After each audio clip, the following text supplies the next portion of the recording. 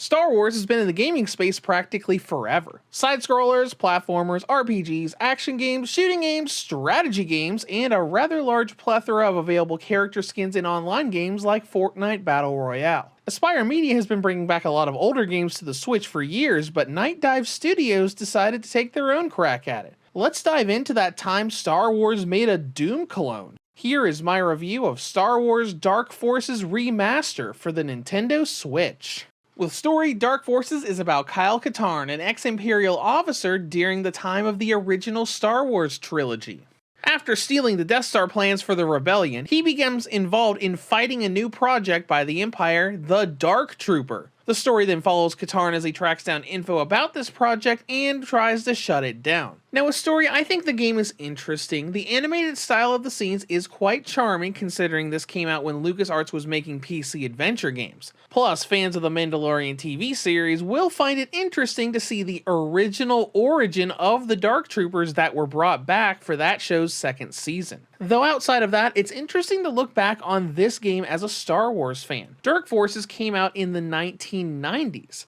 A time when the only media to pull from with Star Wars was the original trilogy, as was shown in some of the dialogue that references things like the Clone Wars and the eradication of the Jedi Knights before anything regarding the prequel trilogy had happened. When it comes to gameplay, this is a first-person shooter with lots of puzzle and exploration elements. As you play each stage, you'll explore 3D areas, shoot down lots of stormtroopers, and find keys and items to fulfill objectives. Now, as a remaster, they added a lot to this new version of the game. The visuals have been completely overhauled, though you can still use the old graphics if you want to. We also have in-game achievements, fantastic motion aiming that is enabled by default, and full keyboard and mouse support if you choose to plug some into the Switch's dock. It doesn't perfectly replicate the old DOS controls as you have to use a mouse to aim, but it's pretty close. Though probably the most interesting addition, like with the Quake 2 remaster, is the Vault, containing lots of concept art, game development info, and the Avenger. This was a prototype demo of the original level of the game shown off at an old computer electronics show event that was cut from the original release for being quote-unquote too difficult for newcomers. But many gamers will be happy to know they also brought back a lot of features from the older versions of the game.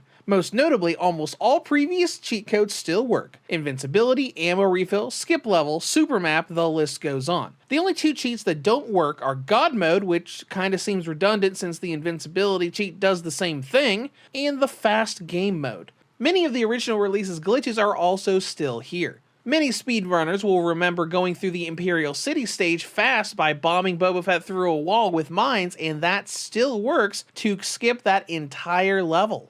Now, how you play this game is pretty similar to how you played pretty much all of the so-called Doom clones of the era. You're thrown into a level and you fight enemies while finding keys to open doors. Though Dark Forces was a little bit different than Doom itself. In those original games, you look for an exit and leave and that's the end of the stage. But this game has you doing objectives like finding an object, planting a bomb somewhere, and leaving through an extraction point. This was an interesting thing many other shooters didn't do at the time, and the objectives varied. Some had you going somewhere and returning to the entrance, while others simply ended the level when you reached your objective. Perhaps this isn't a big deal when compared to today's shooters, but back then it was. How you do these objectives is very much the Doom formula. You fight off enemies and pick up ammo and supplies, and have to open up doors to get to new areas. There will be locked doors you need colored keys to open, and every stage feels like a gigantic maze that will make you question where to go as the game doesn't point you at the right direction. You explore and figure it out on your own. The game also hides some things in plain sight. In many of the stages, I would run all over the map having no idea where to go, only to see that I passed a little corner off to the side that had a door or hallway on it that led onward a dozen times over, and I never even realized it was there. And that leads us to how dated the game feels and its difficulty. To be honest, Dark Forces is not a hard game. Until you get to absurdly large enemy waves towards the end, I never died to regular enemies or even bosses on the medium difficulty outside of the Krell Dragon that you fight with only your bare hands. Every other instance I died were from fall damage or traps like the placed turrets.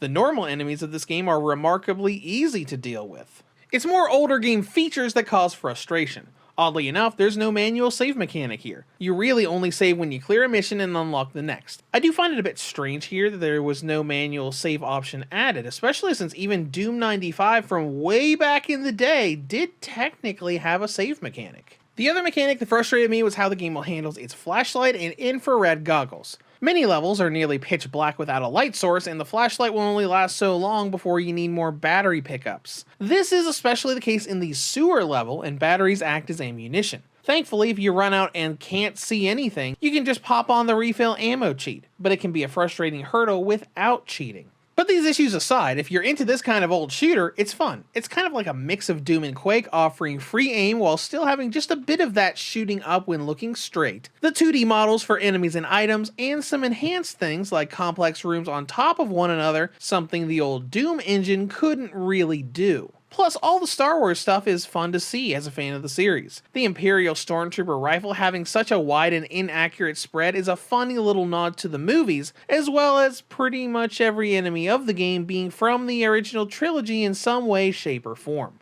And of course, the obligatory Boba Fett boss fight, marking Kyle Katarn as one of many people that have defeated/killed Boba Fett in Legends material. Now, as far as content and length goes, this remaster is a whopping $30, but it will take you some time to get through it. Unless you already know this game inside and out, it'll probably take you about 9 to 10 hours to get through this game, accounting for getting lost and having to explore around to find your way. Plus, you can add more time for the Avengers demo, which I spent almost an hour in on stream last week just trying to figure it out before diving into the main game. Now for presentation. The game looks fantastic with the remastered visuals. There's definitely some jagged edge stuff going on when those 2D enemy models get close, but they redid everything to a fantastic degree, as you can see here. This is the Imperial City on the original graphics, and this is the Imperial City on the remastered graphics. The animated cutscenes also look even better with the face movements and just that old LucasArts adventure game style. Performance is fantastic as well. The Switch version runs at a beautiful 60 frames per second in both docked and handheld, with some very minor drops to the high 50s if you run anti-aliasing. Now personally, I don't view drops to 56 FPS with anti-aliasing on as a big issue, but if it really bothers you, you can just turn that feature off and get a perfect 60. Now let's move on to battery life. Dark Forces gives the original and the light models a range of 4 to 5 hours, while the V2 and OLED models get a battery range of 6.5 to 8 hours. In conclusion, Dark Forces has been remastered on the go and is a fantastic new version, offering a bunch of new content and retaining many parts of the old, from cheat codes to speedrun exploits. Now the downside, the game is a bit dated with no manual save mechanic having been added, but if you're okay with that or just really like Doom clones, this is a fun little Star Wars game from a time long past. Reviews to go rate Star Wars Dark Forces Remaster for the Nintendo Switch an 8.5 out of 10. If you have any comments or questions, feel free to leave them below. Thank you for watching, and have a great day.